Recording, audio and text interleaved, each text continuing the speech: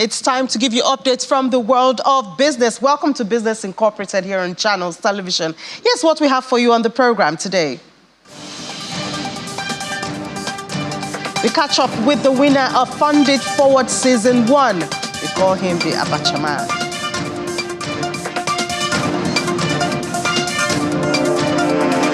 The deadline for the annual tax returns looms in Lagos State. We'll give you details of that on the program today.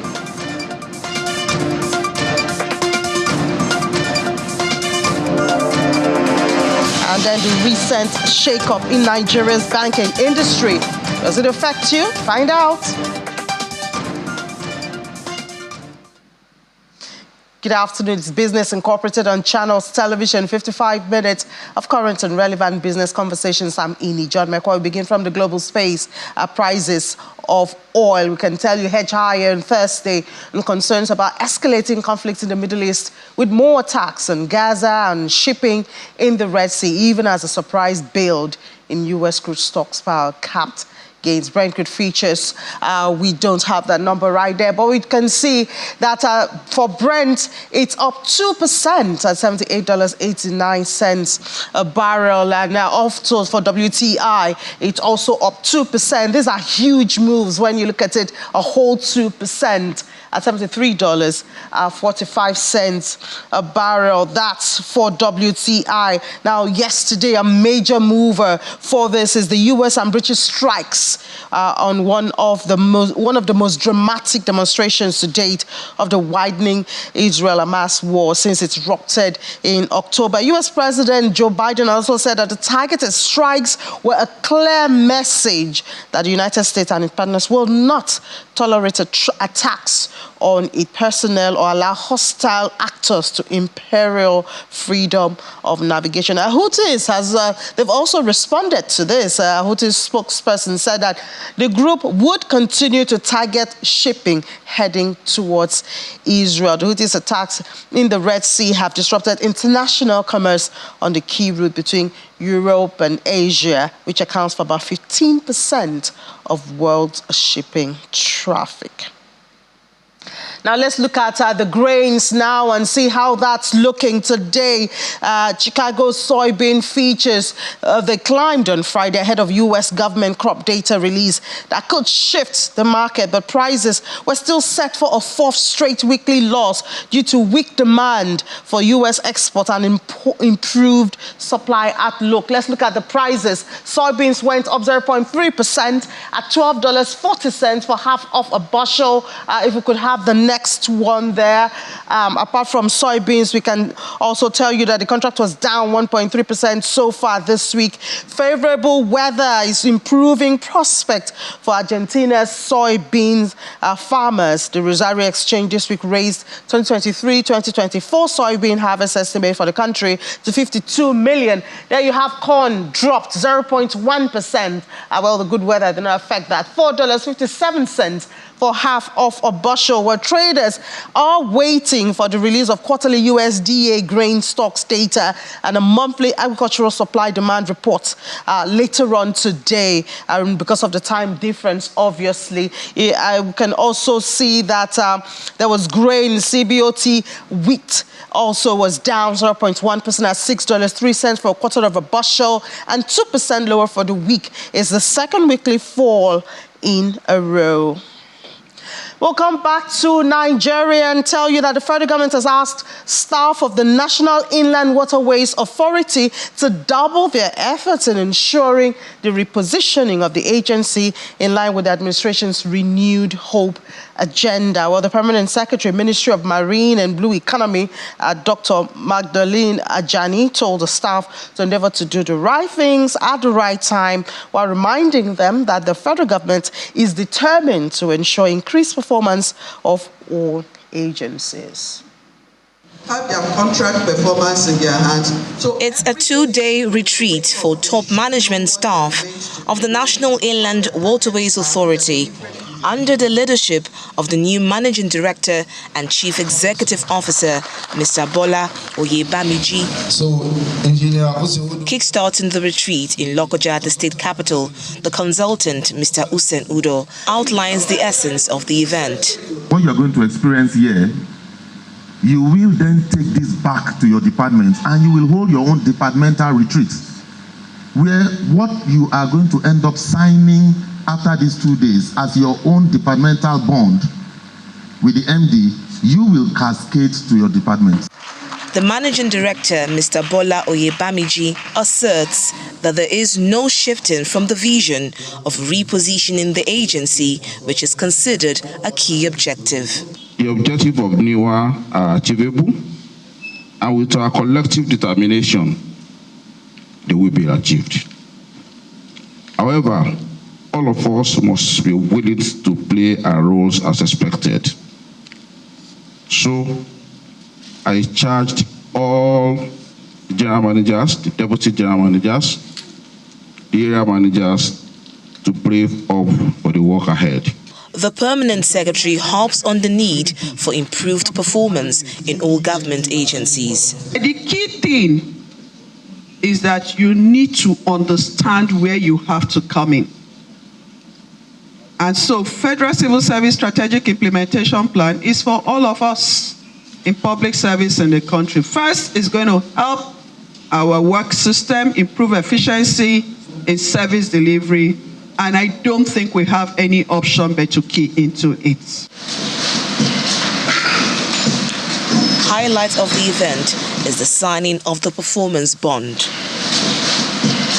The 2-day special retreat with the theme Repositioning the Inland Waterways Authority for Excellence is aimed at ensuring that all staffers key into the performance commitment made by the Minister of Marine and Blue Economy to President Bola Tinubu and the nation.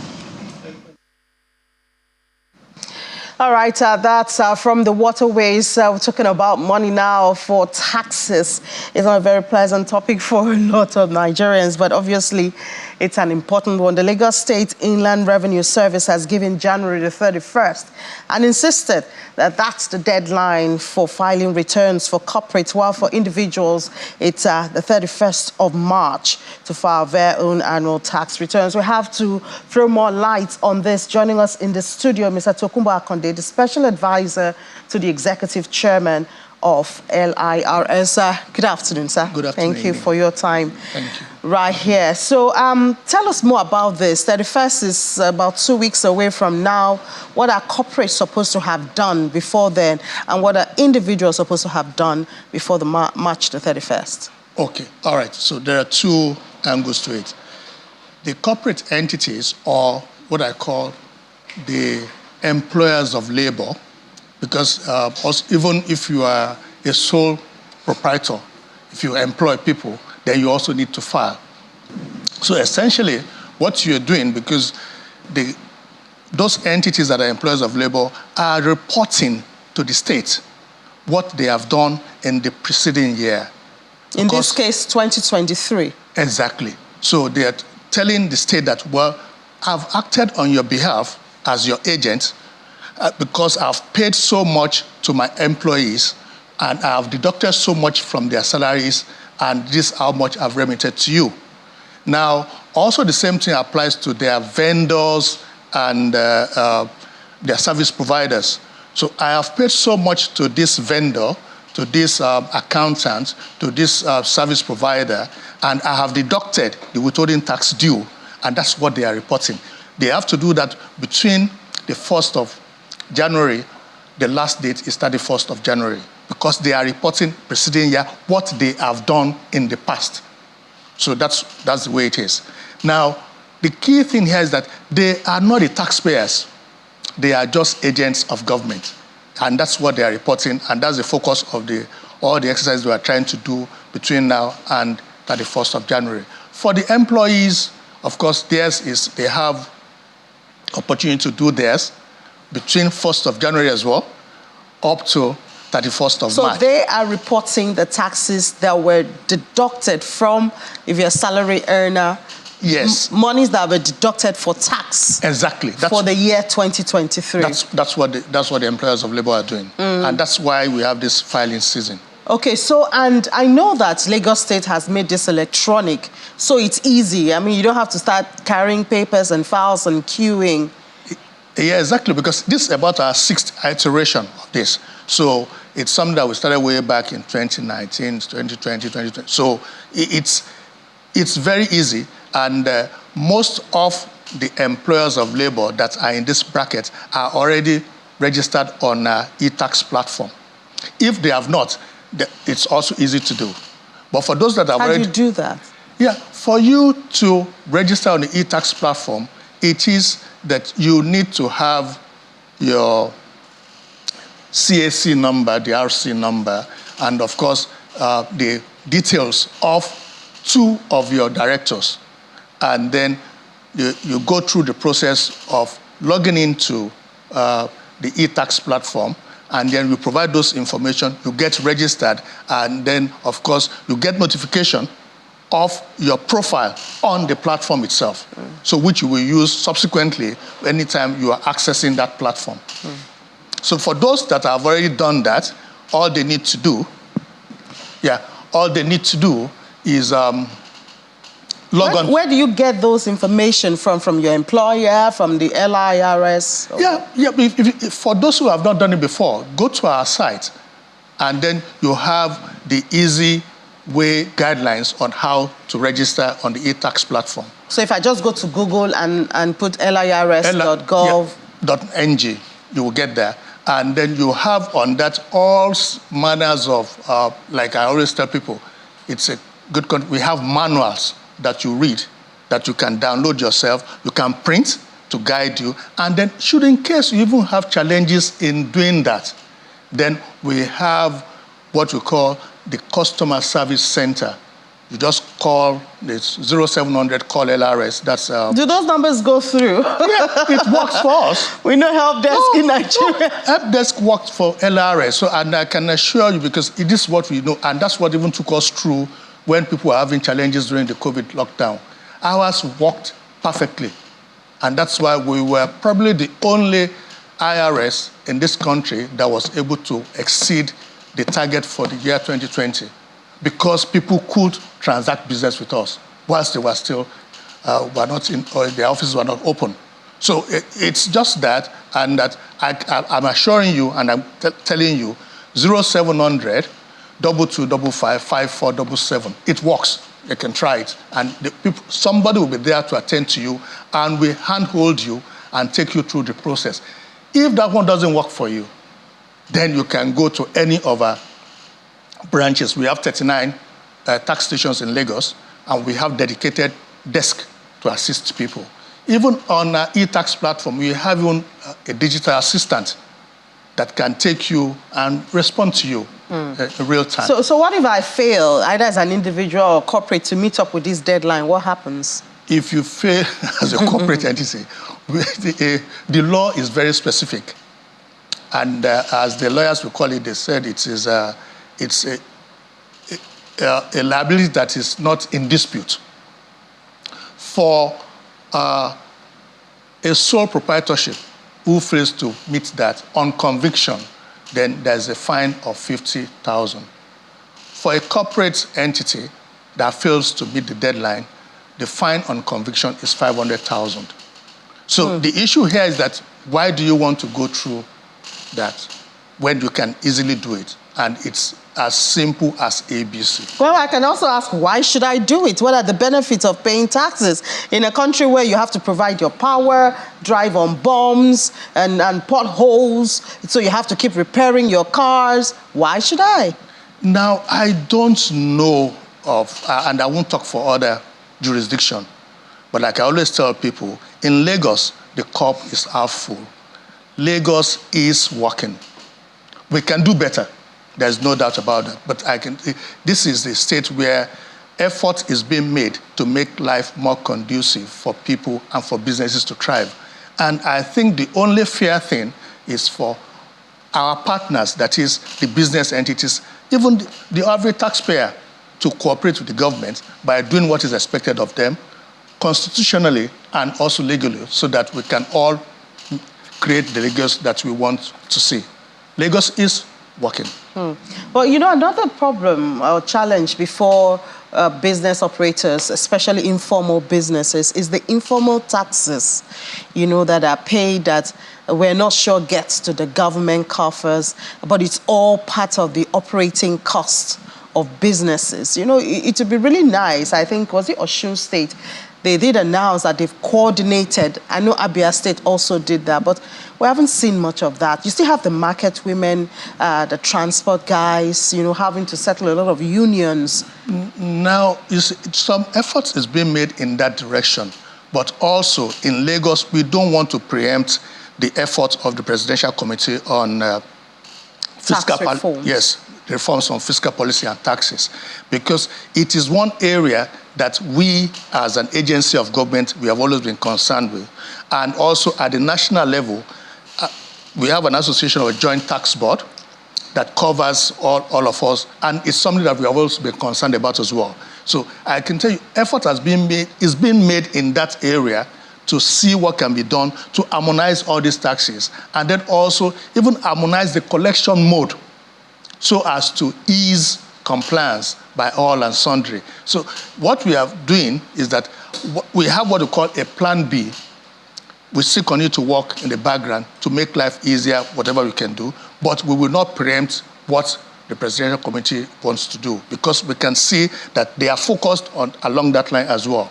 The idea is that you say you should, without maybe introducing any new taxes, but we can harmonize the taxes, and also we can harmonize the collection methods and the process so that it will be easier on all stakeholders. Yeah. So another thing Lagos State has done, you know, to bring up make the tax payments, you know, more compelling, I believe, is, for instance, if you want to register a child in a school and things like that, you'll be asked for your tax.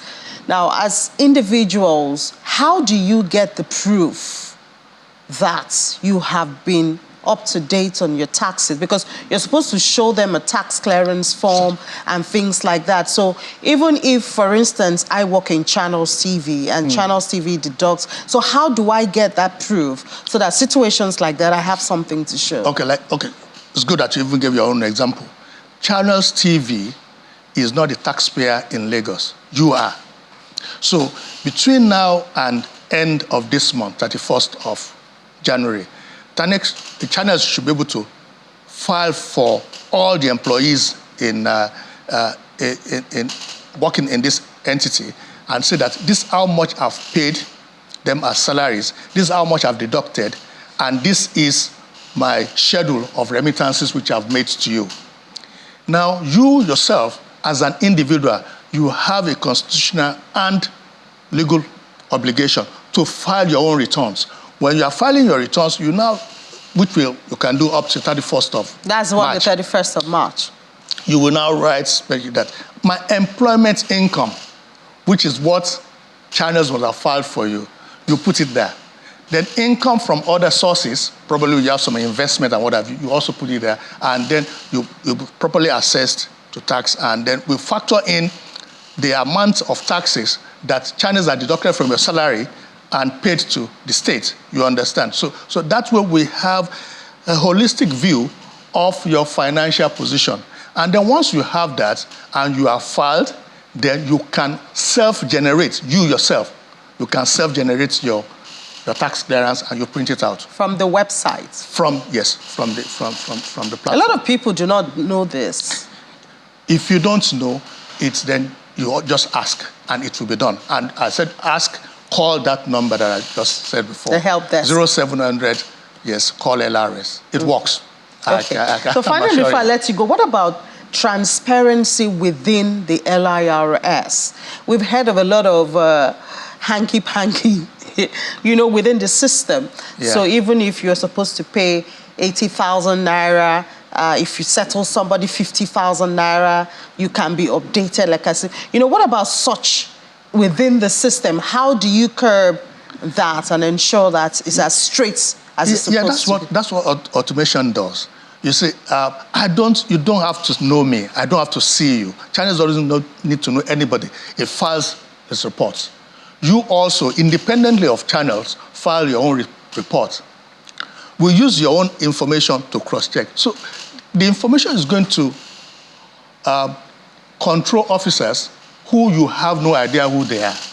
So anybody that is selling such kind of a, whatever to anybody message does not work with LIRS, because if you work with LIRS, you understand that the person that's on that seat doesn't really have the A to Z control over the whole transaction, because we have checks and balances along the line.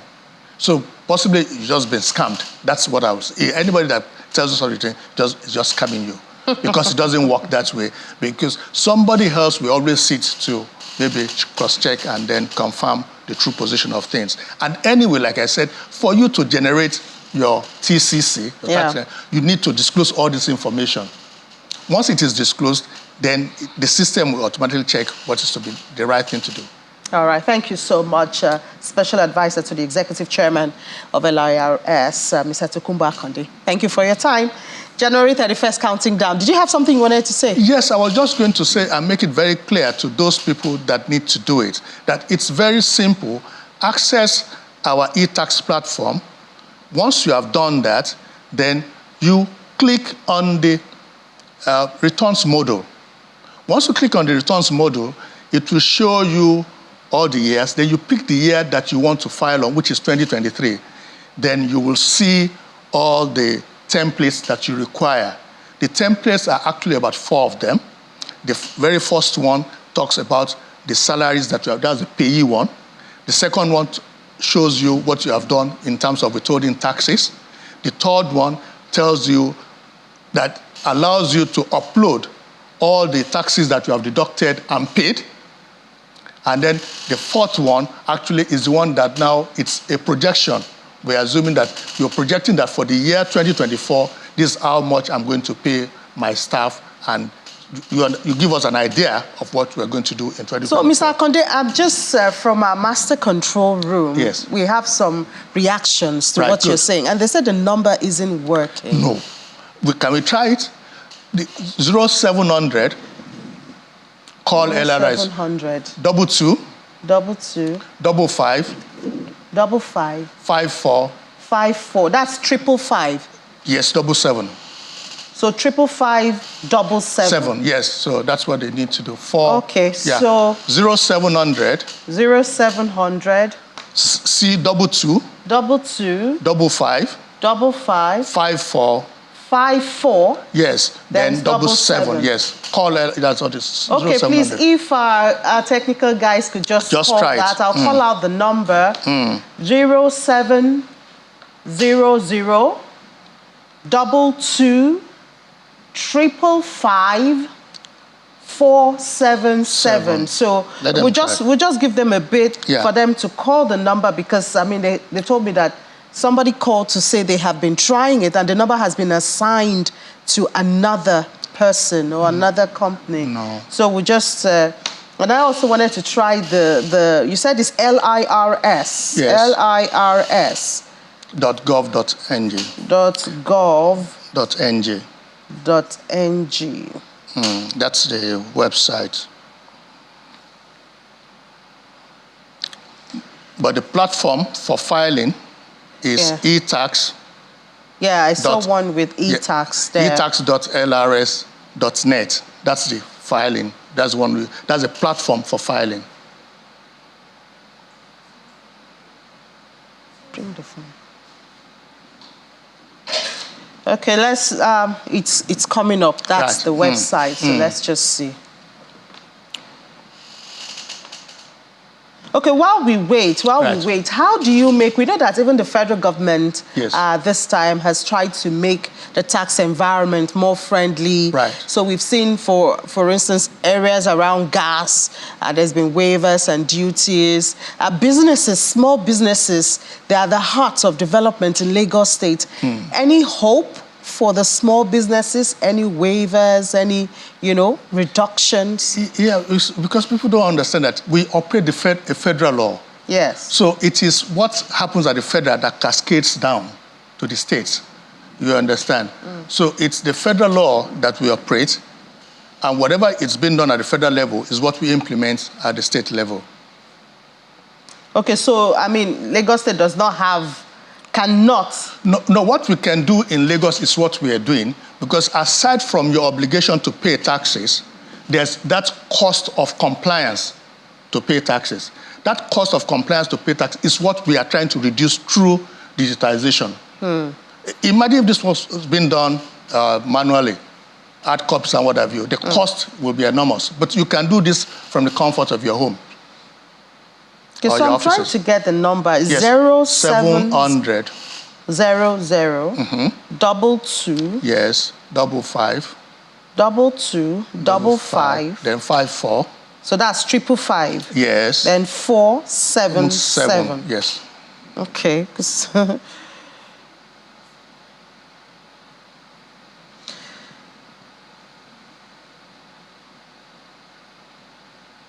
Says network busy. Network busy. So do we take it as network or do we take it as the number? No, it's not because if it worked perfectly well before and people have been using it, we even have a whistleblowing platform. You understand? That is also sort of linked to it. You understand? So it's something that we have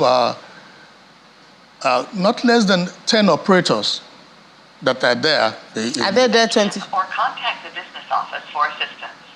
Message 5. Dear customer, the MTN number you have dialed is not reachable at the moment. That's it. It's not reachable. Try again later. Thank you. It's not reachable. Currently. So now we don't know if to say it's a network problem or if it's the number. I'm sure it's a But you should have multiple numbers, isn't it? Yeah, I'm not an IT person, but I think what you have there is actually a hunting facility. It's just not only one line, but at least one line that takes you, if anyone that is available. Like I know in the office design, the way it is designed, they have nothing less than about 10 operators that are there. You understand? Yeah. And if they could work, even when there was lockdown, I don't see why it should not work now. Maybe then there was no demand. Maybe then there was no demand. That's why. It's still the same. It is the same. Dear customer, the MTN number you dialed is not reachable at the moment. So maybe the LIRS might need to go back. Yes, we need to take this one on board so that we know how to find a solution to it. Because it means possibly, aside from just one single service provider, maybe there's a need for us to diversify. Obviously. I mean, you know how many people are in Lagos and would want to reach out and all of that. So please, we hope to get feedback. Once you've done that, Mr. Akande. We'll try and do that. Or get feedback from you. Yes, diversify the service provider so that to just not be only one single. Exactly.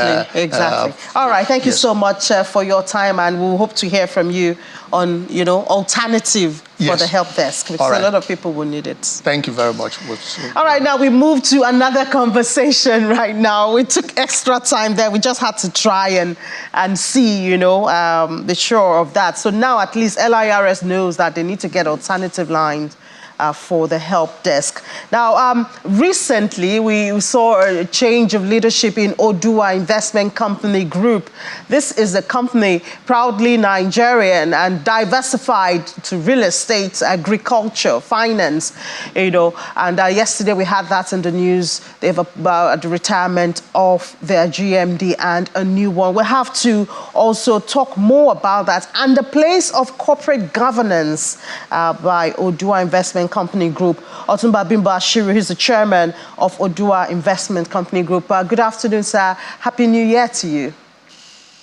Good afternoon, Ini. Happy New Year to you, and thank you for having me around today. Yeah, so yesterday, your company was in the news, your new leadership and all of that.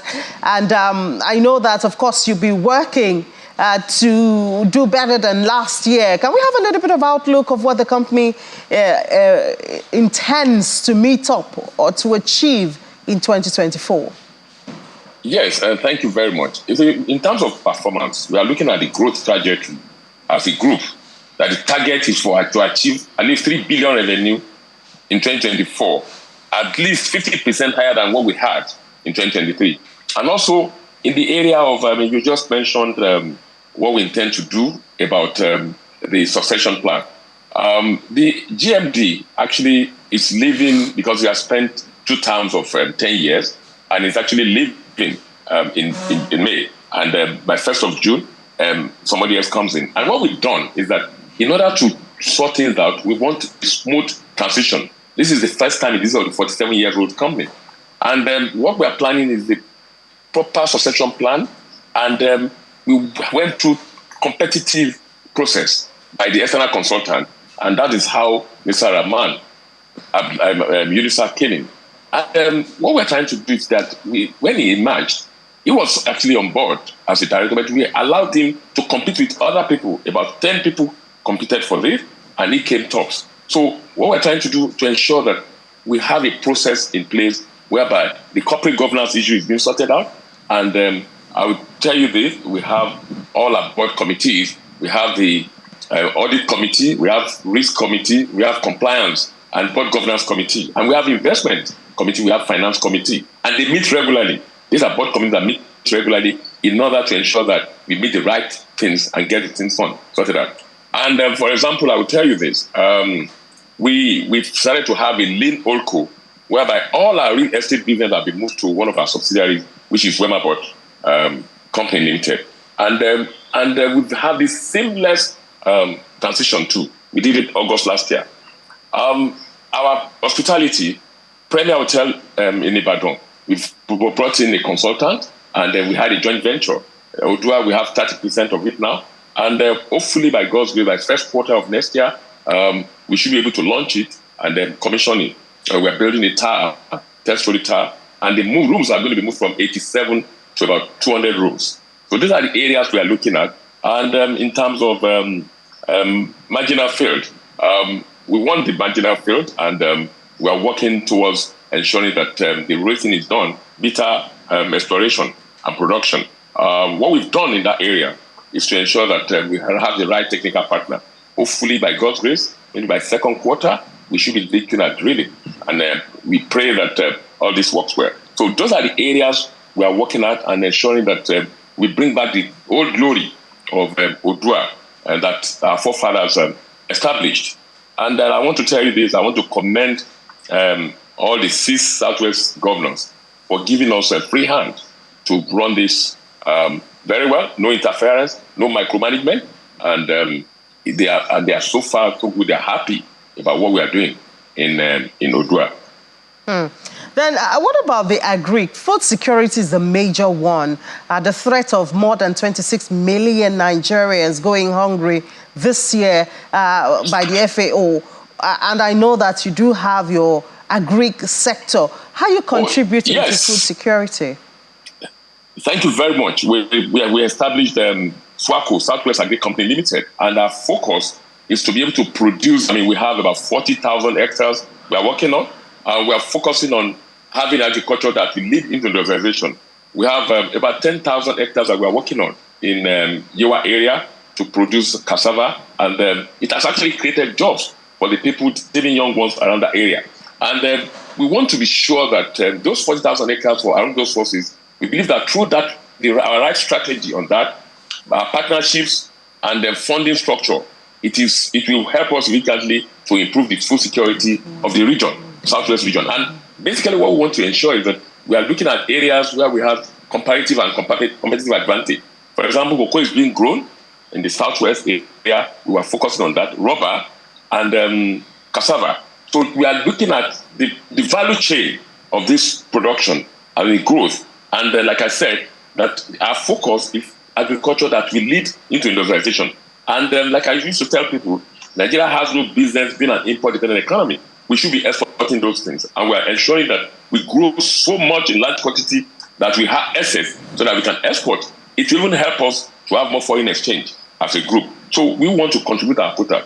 And we are ensuring that Immortal Rice Mill, where SWACO was part of it, we are looking at establishing this food crop thing in Ekiti. Ondo is there, we are doing that. We are looking at Osun State and Oyo State. we are working on with the governors and the commissioner for agri of those states. So we are ensuring that we will be partners in progress. And I can tell you that there are so many companies that are willing. I went for cocoa wealth creation show yesterday. I was one of the speakers, and I met so many companies that are willing to partner with SWACO. And those are the areas we are focusing on. It's a tough terrain because we have our young ones that are now riding Okada. We want to bring them back and try to create that necessary infrastructure. And luckily, the state governors are now, they're going to help us to make sure that the necessary infrastructure are put in place. Because even when you grow all these things, what about the preservation? How do we preserve them? How do we store them? Proper storage and everything. So those are the areas we are looking at. And to ensure that this footprint, because agriculture is the key area that we're going to focus in Nigeria and in present with the present government. And it's very important to us. Yeah. We must focus in that area. Very important indeed. Otumba Bimba Ashiri, Chairman, Odua Investment Company Group. Thank you so much. And we wish you all the best in your plans and outlook endeavors. And we hope to, see it contribute to national food security, among other things. Well, actually, thank you very much, indeed. That's our focus. We want to make sure that we contribute to the success and the growth of agriculture in Nigeria. And and even in all other areas of our business. All right, sir. Thank you so much. And do have a great day. Thank you. God bless. Yeah. Let's take a break now. When we come back, head to the markets to stay with us.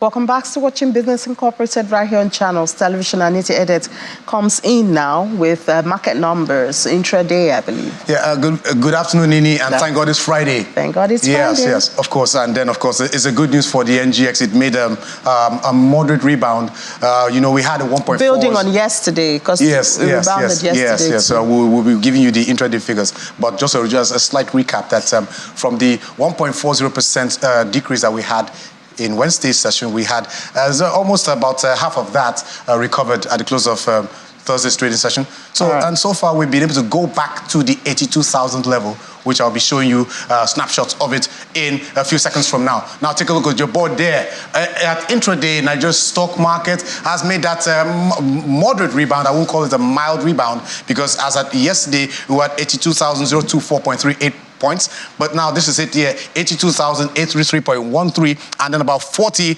minutes ago, it was about 82,943.16, which was about 0.42%, but this is a couple of minutes ago before that. Now, South Africa's stock market was the lone loser there, down by 0.09%, and on the, still within the continent, the other sides of the market, where you see the Egyptian Stock Exchange, what you call the EGX 30, making a 0.21% green, in the green, and then Kenya's Stock Exchange as of Thursday was up by 0.15%. Now that's for Nigeria's stock, for the African markets. Nigeria's market is still shining. You will remember at some point we had gotten to the 83,000 level. So let's see if we're able to make that before the close of Friday's trading session. Now, talking about Nigeria's financial markets, to be precise, but with our eyes, with a microscope zooming in on the banking sector.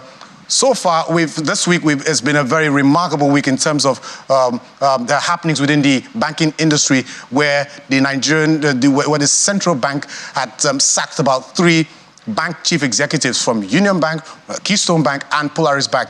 So now we'll be looking at many of the implications. What does this hold for the banking industry, as well as the stocks on the NGX? Now, to give us details about that, let's talk to Aruna Kebira, MD and CEO of Global View Capital Limited. Thank you. Now, thank you for joining us, Mr. Kebira. Mr. Kebira. Good afternoon. Having me on this program. Yeah. I know it's quite some time that we spoke, Mr. Kebira. So now, let me bring you up to speed, or can you bring us up to speed? Yesterday we had the announcement of new executives for Union Bank, which was formerly listed. That's Nigeria's second oldest bank, established in 1917.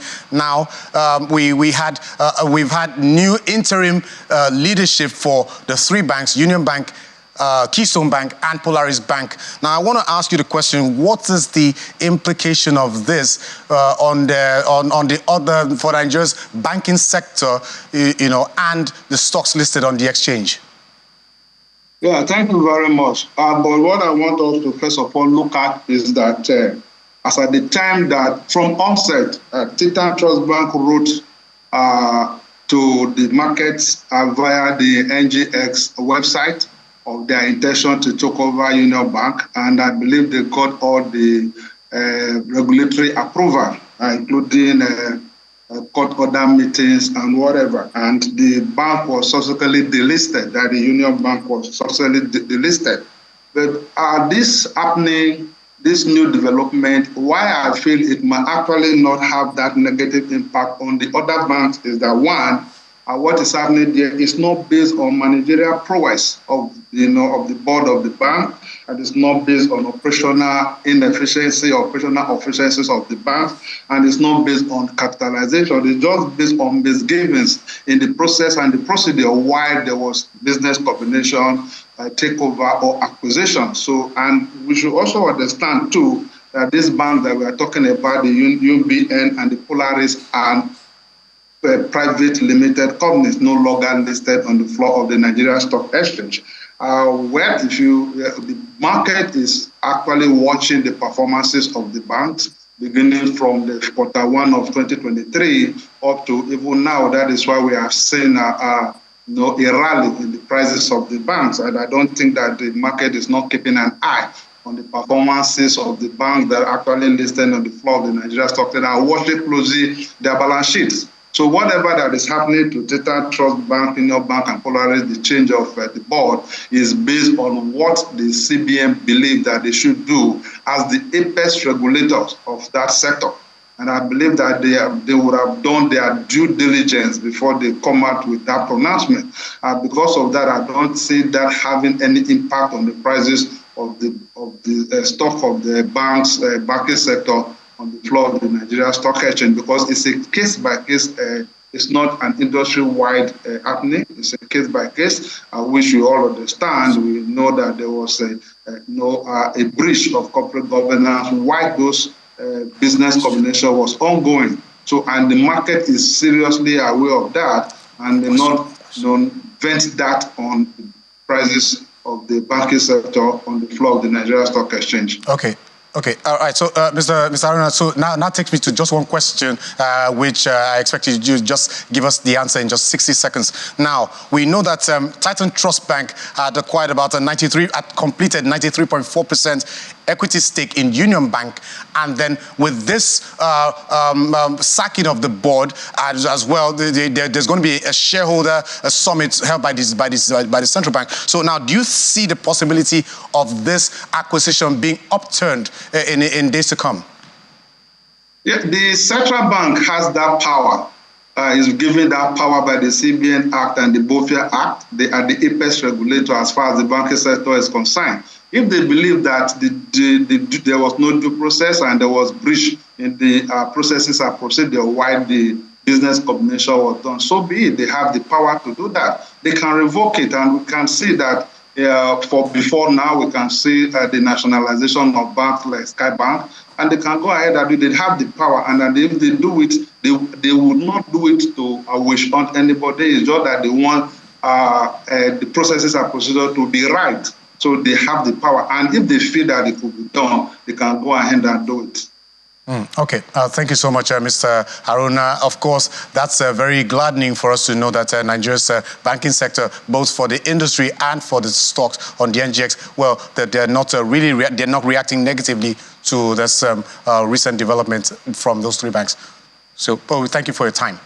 So that was Haruna. Yeah, that was Haruna Kebira, CEO, Global View Capitals, giving us details of Nigeria's stock market as well as interesting banks. Conversation you had there, Niti, about the shake-up in the banking sector industry in recent times. Well, we hope it only builds depositors and investors' confidence, in the sector. But thank you so much for that. Pleasure.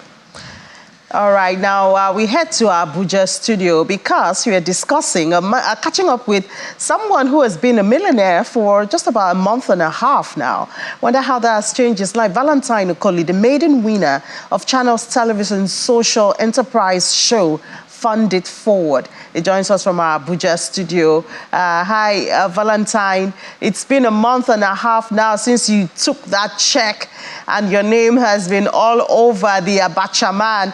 How has business been? How has life been? What has changed? What has not changed? And of course, you have the challenge of accountability. 30 million naira is some money you will have to account for. Okay, good afternoon. So first thing, my name has not changed. I'm still Valentine, the Abacha man. That's the first thing. So secondly, we've been planning, myself and my team, we've been planning on how to improve on our business model, which is basically transforming our local foods to meet global standard. So that's basically what we've been doing for a month and a half. I've been very busy. I've been busy on planning and implementation. So basically what we do at our company is we make sure that the foods that we have, we want to export them in a good manner, just to use simple terminologies. Yeah, so that has been what we've been up to. Yeah, so being specific now, we know that you work with, you said this business was inspired by hunger and a 10 kg cassava, so we know that you work with the local product. What exactly is the plan, or what exactly have you been doing? Have you been going to the farm, working with the farmers, with the cassava? Is it the processing? Is it the distribution, logistics? Just let us in. Okay, our first product is called Batch Noodles Instant Abacha. It's the way you have your regular noodles now, but now the major raw material is now the Abacha. The seasoning is there. I will also provide you with an oil pack, a palm oil pack, all in a pack. So for this product, for our maiden product, since after the show, there has been orders coming in. We've been producing, yes, and thanks to also to Enugu State government, thanks to the governor also.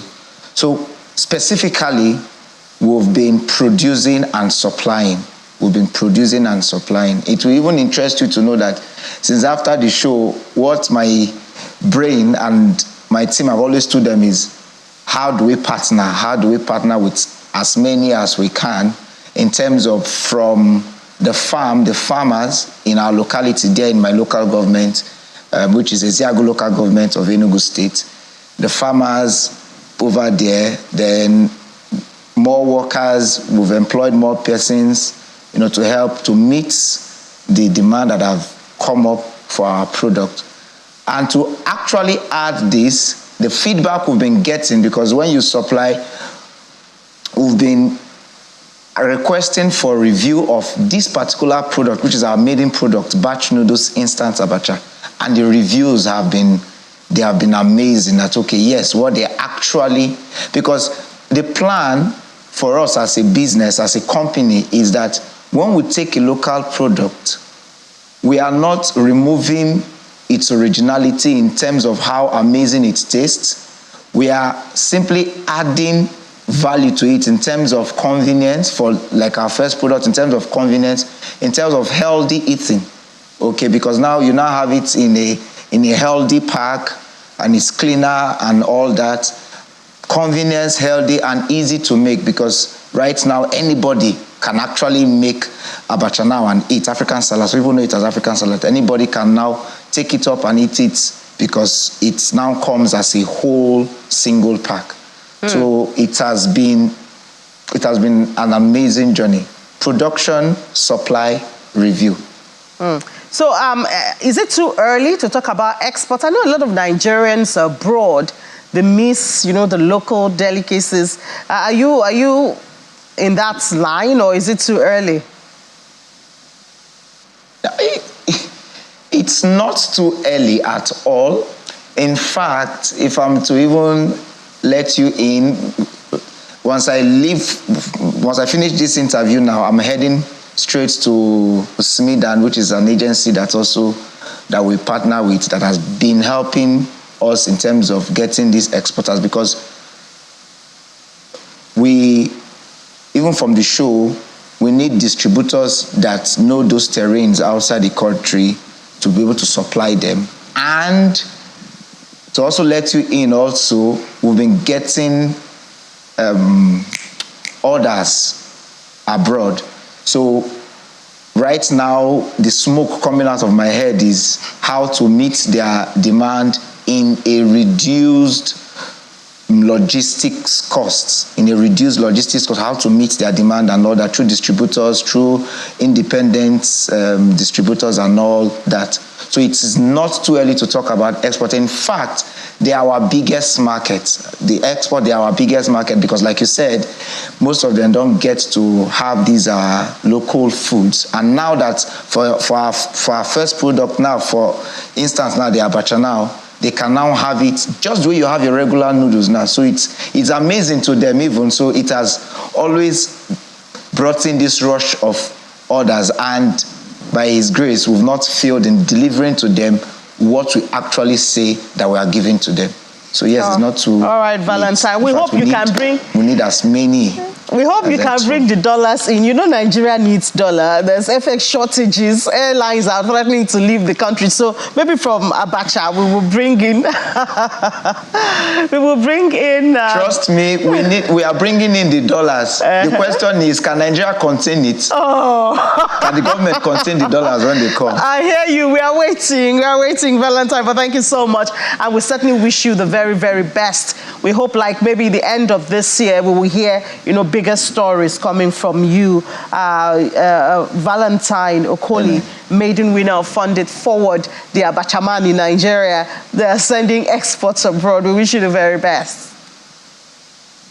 Thank you very much. Thank you very much. All right, so now let's move to the crypto side now, and it's a custom on Fridays. Would have to take this on. If we see the board right there, we see that Bitcoin is still hovering around 45,000, even though it dropped in the last couple of hours by more than 1%. The board is more of red, but I think the ETF effect isn't gone yet. At least that's what we have as our main stories in the crypto space. So we have Simon talking about the reaction to the Bitcoin ETF. Can we have that now for the main headlines for the day? There you have Samson, I beg your pardon, Samson Moore says $1 million per coin milestone. Laddie yesterday told us of how much that different individuals and analysts expect this to bring into the crypto space. So we see Simon Mew says about 1 million per coin milestone. We also have other stories right there. This is a threat to Solana holders, investors right there. It's Clink Sync drainer campaign, and they say it's gulp about $1 million so far. I don't know how true that is. Ethereum price still positive around I think the 2000 area. But we have Michael Naji now. At least I know Michael in the United States, very close to where Bitcoin ETF is selling now. SEC has been busy, and they've been talking a whole lot about the possibilities and opportunities right there. So Michael, good afternoon from Nigeria. I know it's good morning from the United States. Did you see this coming on so soon, especially after I don't know if we call it a prank, that they said was compromise on the SEC. Did you see the approval coming in so soon, and what has been the reaction around you? Yeah, so the approval since basically last summer, we've had BlackRock come into the race, and that was basically the indication that this ETF was going to see the finish line because BlackRock is, I believe, almost 573 to 1. They've only lost one ETF application, basically. So that's not something that when they put in Bitcoin that they're going to go end up trying to lose. So that's what you're seeing here. It was telegraphed by them. Getting into the race, and now we're at the end, and we have these ETFs online. They came online. The volume so far, it looks like it was mostly selling of GBTC, which has the highest fee into other ETFs. So the net inflows actually, yes, we broke the biggest ETF launch at almost $3+ billion. So yes, we did break records, but you have to see what it truly is. The volume is mostly GBTC that was being distributed into these cheaper ETFs.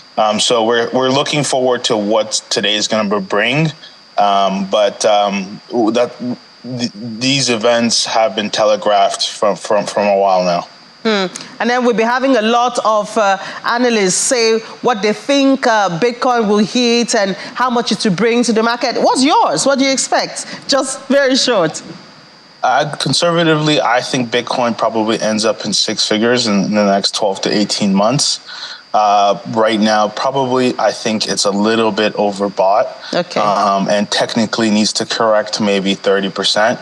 But that could bring it down to like 31 to 35,000. But definitely, I could be wrong, and the ETF is the catalyst of the quote-unquote super cycle. Yeah. And we can proceed onwards. But technically, everything looks a little bit frothy right now. All right, Michael, thank you so much for your contribution to the program, and do have a great day ahead. You too now. All right, so that's it for the week. Thank you so much for being a part. I think the biggest news this week on the program in the world has been the Bitcoin ETF. Take a while, for it to go down, but new investors, I think, will enter that space. But thank you so much for being a part of it. Ladi Williams will be back on Capital Market tomorrow, 7 p.m. So you want to join him for that and see the glorious movements of the NGX. I'll bring you a bit of that tonight for the news at 10. I'm Ini Jodmekwa. Do have a great weekend.